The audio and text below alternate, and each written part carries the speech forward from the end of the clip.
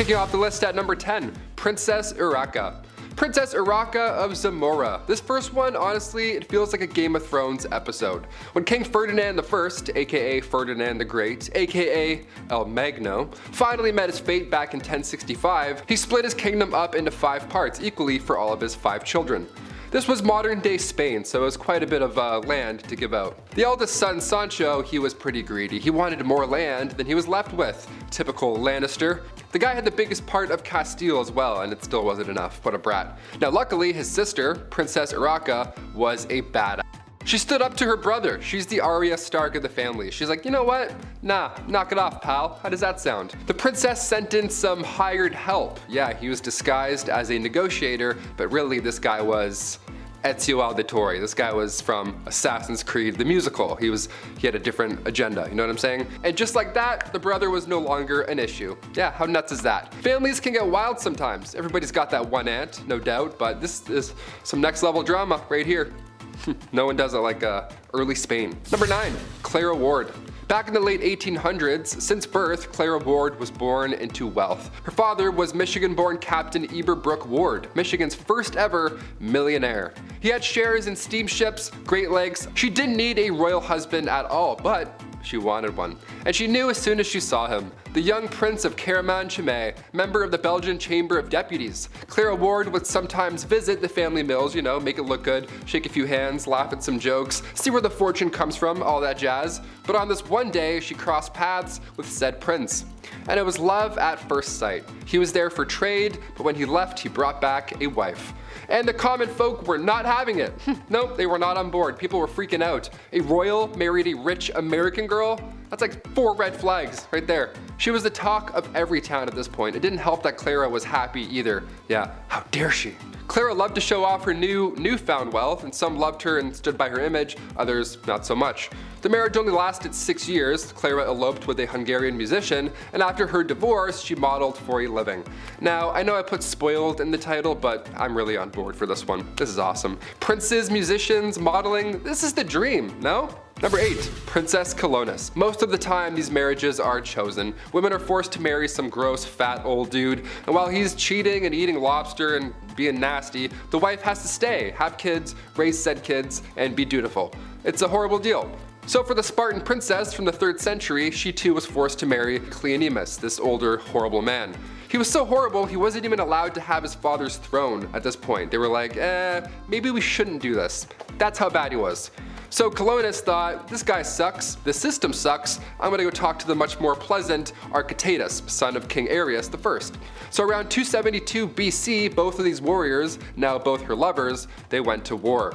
Colonus was ready to leave it all behind if her husband won. This really was the final standoff, and he could not win. He was horrible. Luckily, her husband did not succeed, but we also have a Princess Colonus to thank. Imagine she stayed in this horrible relationship and just didn't say anything or didn't fight back. It would have been bad for everybody involved, not just her or her family. Number 7, Princess Margaret. This next princess partied with rock stars during the 60s. Yeah, might ring a bell. The queen's younger sister was known as the Rebel Princess. Like in Star Wars, I guess. She was the talk of the town for years. Scandal central, my friends. God forbid a royal had a good time with cool people in the 60s. She passed away in 2002, but we're still talking about her love life. For example, Pablo Picasso moved to California in 1955, and he said there's only one possible bride for him, the 24-year-old Princess Margaret. Also, yeah, Pablo Picasso is way more recent than all of you thought, guaranteed. She always had the spotlight. Her wedding was the first ever royal wedding to be aired on TV. That was May 6, 1960. And in 1968, word had spread that the princess had an affair with a nightclub pianist, Robin Douglas Home. And then come 1973, paparazzi got photos, proof of Margaret hooking up with a landscape gardener on her private island. Yeah, how dare she do things on a private island? Where did they even get these photos? Like through bushes? These guys are crazy. And one of the most unusual facts surrounding Princess Margaret was that she was cremated. Yeah, she had chosen to break tradition so that her ashes could be shared in the same tomb as her father. Yeah, all these acts historically are unusual. They're unheard of, to party that often, publicly, to break vows, and then even after death still break tradition. To that I say kudos. The woman lived her life the way she wanted to. This is a life lesson, my friends. Unusual acts when it comes to royalty, yeah, we'll talk about that and have a good time, but it's also fair to mention that Princess Margaret also supported more than 80 charity organizations in her lifetime. Yeah, we don't talk about that one though. Number 6, Queen Victoria. If I'm eating, don't acknowledge me as a human being. I sound like an animal when I eat. When I'm really diving in, like holidays, I'm not a human, I'm an eating machine. I don't waste any time, I love food, and if you're a queen and you can eat fast, well, everybody else has to eat at the same pace as you. How lovely is that? This began back in Queen Victoria's time. The queen loved to feast and she didn't waste any time at all. The way the royal family works is that when the queen is done, you're done. Doesn't matter where you are in your meal, if she just puts her cutlery down, everything is going, and then the next course will come in. You can even have one bite. You could be like, okay, here we go, and then it's gone, just like that. All because she could eat a lot of food in a short amount of time. Hurry up, slowpoke. Also, once the queen gave a toast, you couldn't even speak at that point. Yeah, just right down to business, just eating food, that's it. This food would be taken away at lightning speed, so you better get what you wanted fast. You'd only have like 2 minutes, really. I would just put food in my pockets, like it's all you can eat sushi. That's what I'll do. I'll never leave sushi behind, no matter how full I am. Never. That's one rule I'll never break. I'll pocket the rest, always. I'll bring a coat with a lot of pockets. Save a few California rolls for the bus ride home, in case I get a second wind. Number 5, till death do us part. Funerals are pretty expensive, especially a royal one at that. It takes a lot of power to dig and then carry around these massive caskets, which back in the day was even more exhausting because, we didn't have protein shakes or any food really. Joanne of Castile was born in 1479. Her marriage to the Duke of Austria was arranged, but she was very much in love during this time. When her husband finally met his fate in 1506 due to typhoid fever, Joanna would have his tomb unearthed over and over again and then reopened over and over because she wanted to make sure that he was still in there and that he was still dead. Now, of course, on one hand, yeah, I feel bad for the queen here. She was clearly not coping with his death very well, but like this, what a privilege, what a gross privilege this is. To have his tomb open and closed over and over again, she would make people carry around his casket everywhere she went. Sometimes she'd even keep it under her bed. That's creepy. See, ashes, I could understand. That's like a one-man job to carry those around. A little less odd, but a 1,000-pound royal coffin? I also feel bad for the guards who had to cope with his death as well. They had to carry everything. They must have had one really jacked arm after that entire process. Number 4, a duel. A duel with a princess? What is this, Star Wars? What is this list? Hungarian Princess Pauline von Metternich was married to Prince Clemens. She was born in 1836, and she had to marry her uncle when she was only 20. So, surprise, surprise, she was a little unhappy. Weird, right? Who would have guessed? So since the marriage began, her husband was involved in numerous affairs. He liked going after actresses or singers, whoever. He barely paid any attention to her at all. That is until, she started to have a little fun in life. Yeah, then he's like, oh, how dare she? Yeah, once she got over this gross prince, she had a great time. She drank, she smoked, she defied convention, all things you shouldn't do, but most notably, her duel in the summer of 1892. Yeah, she challenged another royal, a countess, to a duel, in nothing but a corset. To this day, it's not yet determined who won this duel, but a princess dueling in the dark after some drinks? This is epic, this is wild. Imagine if this was a Disney princess instead of Sleeping Beauty. Are you kidding me? Parents would be like, okay, go off, queen. I'm on board. Don't look. Number 3, Ice Princess. Anna Ivanova, the Empress of Russia from 1730 to 1740. Okay, where to begin with this one? It's kind of chilly. First of all, Russia is a pretty cold place. This is coming from a Canadian. This next story sounds absolutely awful. In celebration of their victory over the Ottoman Empire, Anna Ivanova gave the order to build an ice house. An ice palace, rather. Of course, it's a palace, a big glorious, the best of the best for a princess, right, always. 20 meters by 50 meters. Every corner was carefully crafted. Some guy was just like licking the corners to make sure they weren't sharp. There were intricate decorations all over, like ice trees, ice birds, yeah, you get it, a lot of ice, there was an ice thing. Everything was made out of ice. How magical is that? Hope you brought your non-slips. Princess Ivanova arranged this to celebrate the marriage of one of her maids and a prince. These two didn't know each other prior. They were then forced to marry each other in a freezing cold palace, and then they had to ride an elephant. Again in a freezing cold palace. And all the guests were forced to attend the wedding dressed up like clowns. Yeah, this is pretty awful. Nothing like the film Frozen at all. Way different of a princess. Different Anna. Number 2, Heart of Glass. Alexandria of Bavaria, the 23-year-old Bavarian princess who believed she was made out of glass. Isn't that fun? Isn't that fun to deal with? Imagine that. Alexandria was also quite the scholar at the time. The young 19th century princess was into reading and literature, all that good stuff. But she also believed that when she was younger, she had swallowed a tiny glass piano. So if she were to move around too quickly or bump into anything, she was afraid her inner piano would shatter into pieces. Do I think this is a princess being spoiled? No, not at all. This was probably an undiagnosed psychological condition. But at the time, everybody was like, oh, she's just fragile, she's noble, she's a noble glass lady. No, she literally thought she was made out of glass. This is a problem. The glass delusion was common in the Middle Ages, but again, so were barbershop dentist surgeons, so, you know. And finally, number 1, Isabella of Spain.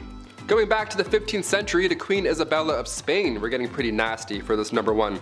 For queens to brag about their wealth, status, their man, you name it, is normal. But to brag that you've only bathed twice ever in your entire life, that's an odd flex, okay. Well, way back in 537 AD, Rome had 11 aqueducts that ran to over 1,000 public fountains and over 900 bathhouses. It was quite important, but then when invading Goths came in and, cut them off, the Catholic Church had no idea how to fix the problem. So instead, they just started telling everybody that bathing was a sin only practiced by pagans. Yeah. But you know it's not a sin? Hitting that thumbs up. There you go. You made it through the entire awful dark list. Kicking off the list at number 10, Charlotte of Prussia. This princess was the eldest daughter of Prince Frederick. Back in the late 1800s, her nickname was Sweet Naughty Little Didda.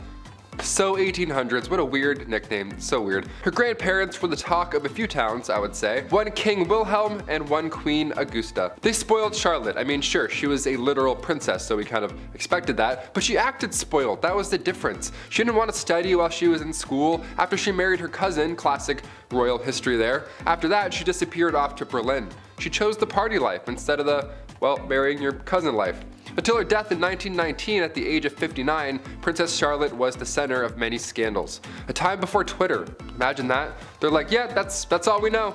An entire lifetime of scandals. We're like, yes, she was a troubled young lady. We don't know anything. We know nothing. We know so little about history. Also, I'm Team Charlotte. Yeah, go live your life. Enjoy it. Don't marry your cousin. Go party. Go have fun. Number 9. Charlotte of Belgium. Another Charlotte. What's going on here? Are we in the multiverse? How many spoiled princesses named Charlotte are we going to see on this list? I'll never tell. It's 2. It's definitely 2. The daughter of King Leopold of Belgium, again, as you could have guessed, was lined up to marry her cousin. Hey, history, we're learning. Look at that, patterns. Archduke Maximilian of Austria, classic mid-1800s stuff. There we go. This was all set in motion, but then in comes Napoleon III.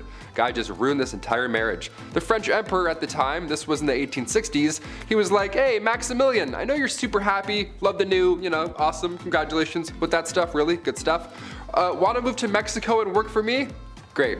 The entire family was like, say no, please. But Maximilian accepted the job anyways and left. Once they arrived in Mexico, she wasn't part of the picture, nor was the family for that matter. She realized Maximilian married her for her wealth and status. Yeah, not love after all. It's not very nice. So she became upset, rightfully so, and quite paranoid.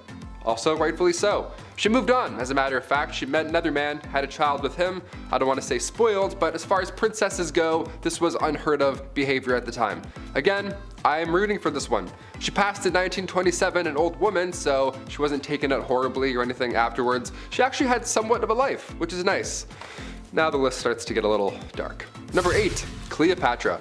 Yeah, talk about family problems. We're heading back to ancient history. Talk about family problems. Okay, we're heading back to ancient Egypt for this royal tea.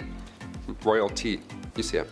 When Ptolemy VII died back in 51 BCE, naturally the throne was passed on to his son, Ptolemy the 8th. There we go. And Cleopatra the 7th. Now both children were assigned to said throne, Cleopatra being 18 and her brother only being 10 years old.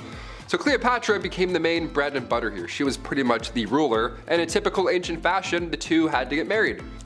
Gross. Yeah, you gotta keep it in the family, yet again. A couple years passed, and with Cleopatra trying to run the show, little brother wasn't having it. Or rather, little husband and co-ruler wasn't having it. Eventually, Cleopatra was pushed out of Alexandria. Her greed for power over her little brothers, equally a co-ruler, had her driven out ultimately. But don't fret, once she met Julius Caesar, the help of the Roman army allowed for her return to Egypt, but this time with more power. Caesar then reinstated Cleopatra as queen. Hashtag she's back.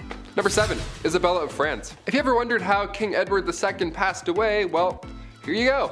I got your back. Back in the early 1300s, Isabella of France was in a relationship with King Edward II of England. They didn't see eye to eye on politics, which is, okay, that's fair, more than fair. And Edward's company surely didn't help. All of his guys, his advice, you know. One of his advisors tried to push Isabella out of the king's circle. This was 1318. Isabella wasn't on board here, and after being ignored for pretty much 2 years, she just left. She was like, forget this, you and all your boys club, I'm just leaving. She left for France. Edward refused to return King Charles IV's land, so Charles and now Isabella, both siblings, don't forget, they both invaded England and took out the king. Wow, that's like the finale of a Game of Thrones season. Their son was then named the ruler of England. Yeah, don't mess with Isabella of France. She'll leave, and then she'll come back. Number 6, Empress Julia Agrippina. Another ancient Roman classic. Yeah, we've mentioned Nero on this channel before, more than once, of course. He's a bit of an oddball. But his mother, Empress Julia Agrippina, she was up to no good long before Nero's days. She fully believed that the empire belonged to her, so she manipulated her uncle Claudius so he would change the Roman laws surrounding family marriage. Yeah, odd. It's always about this, huh? Gross. A little spoiled, I'd say. Even to this day, Claudius's death is a mysterious one. Many believe this empress took her own uncle out. I'm not gonna lie, I'd believe it at this point. Her and Nero ruled Rome from 49 to 54 CE, but Nero, spoiler alert, pushed her out of power. Even Nero was like, yeah, you're up to something here, miss. Get out of here. I'm all set. Number 5, Irene of Athens. She once ruled from 797 CE to 802 CE. These are quite old, but we're still talking about family issues, always. She co-ruled with her son for a couple of years. That seems to be the common theme always. Her son being Emperor Constantine VI. It's a Greek tragedy what happened here, really. See, Irene's main goal was to gain control over the Byzantine Empire. The only way to do so, Irene figured, was to lead a conspiracy. Yeah, she got political allies on board, spread some rumors, and eventually it worked. Constantine was finally kicked out and blinded, believe it or not. Yeah, it was just brutal, brutal stuff. All because of his mother's orders and rumors. Number 4, Joan of Kent. Heading over to the 14th century England, Joan of Kent, also known as the most beautiful woman in all of England at the time. Not a bad title at all. She was also known to be quite loving. She was nice. She earned the nickname the Fair Maid of Kent. That's a nice nickname. Historical nicknames, they can be hit or miss. That's good. The son of King Edward III even fell in love with her at this time. Things are going well. The pair got married finally in 1361, and folks were just not having it. Joan at the time was 31 years old. She was already a mother to 4 children, and Joan was previously married, even before this whole royal engagement. So everybody was of course up in arms about the entire ordeal. Yet Joan was 12 years old the first marriage. She married a knight named Tom Holland. And when Tom went to war, the son of the Earl of Salisbury came in to ask for her hand in marriage. That's how nice she was. Everybody wanted her. There's no way to know if Tom Holland would return, so she assumed that he had died in battle. So she said yes, and then Thomas came back from said battle. And yeah, he was still alive. And now he was unhappy. And a legal battle soon followed that one. In the end, Thomas won that battle and him and Joan raised the 4 children. But after he passed, she then became the first ever Princess of Wales. And again, people weren't happy about it because she had a history. Number 3, Olga of Kiev. This one also feels like it's from Game of Thrones. Yeah, not much is known to the Ukrainian royal here, but back in 903 AD, her ruling began, and history was never the same. Her husband was the soon-to-be Igor, ruler of the Kievan Rus. Now come 945, the Drevlians prevailed and took out the king, leaving one Olga in charge. Now an angry, heartbroken Olga in charge. The Drevlians actually told Olga to marry their own prince at this point. Yeah, they were just adding insult to injury. So Olga said, okay, sure, come over, let's talk shop, let's do it. So they sent 20 men to go and talk about this arranged marriage and, get planning. Olga told the 20 to go and wait in the bathhouse and then she'll meet them. Well, Olga never arrived. When the men arrived, they locked the doors on the bathhouse, and there was fire and a lot of bad stuff inside. Can't really talk about it, but they were trapped. They didn't leave. That was just the beginning. Olga then invited 5,000 Drevlians over for a feast. And once everybody came over and ate and drank and had a good time, she straight up red weddinged her entire company. It was horrible. She was still very upset. This was the same lady who promoted Christianity. Don't forget, she was a literal saint. Yeah, historically we refer to her as a saint. Still, how funny is that? Number 2, Elizabeth Bathory. The Hungarian noblewoman was everything but noble, honestly. This was a rough go. Back in the late 16th century and even in the early 17th century, Elizabeth would meet these young peasants and then ask them to come work at her castle. She promised them a high-paying job as a servant. Sounds bad, but really that's a way better deal than being broke outside of the castle, so many times, if not all these times, these poor people would say yes, they would agree, and they would come back to the castle. When they arrived to the castle, she would harm them, she would trap them, just bad stuff. Then finally, once she was bored or ready for the next house guest, she would finish them off brutally. The number of fatalities here apparently was somewhere around 80 peasants, but historically that number has gone up to around 600 in some accounts. So 800 to 600 people. That's really bad. Come 1611, things changed. She was locked up in her own castle with barely any sunlight. Nice. She was feeling the weight of her own actions, finally, hopefully, right? But then 4 years later in 1614, she sadly passed away. Next to Vlad the Impaler, she's been a large inspiration behind Bram Stoker's Dracula. Yeah, just saying that alone, I should have led with that, really. Number 1, Queen Ranavalona. The last queen of Madagascar, Queen Ranavalona. One of the worst historically. She had quite the temper.